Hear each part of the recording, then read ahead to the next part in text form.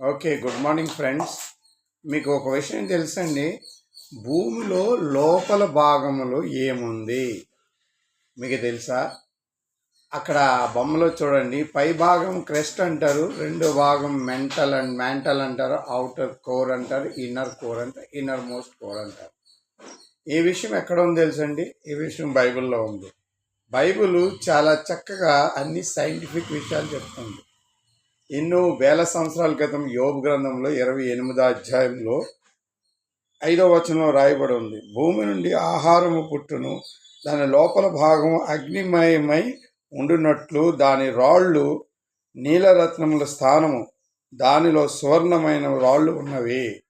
అంటే భూమిలోను inner most కోర్లో అగ్ని ఉందని బైబిల్లో రాయబడి ఉంది. ఎంత మంచి మాట కదండి! బైబిల్ చదవండి, మీ జ్ఞానాన్ని పెంచుకోండి.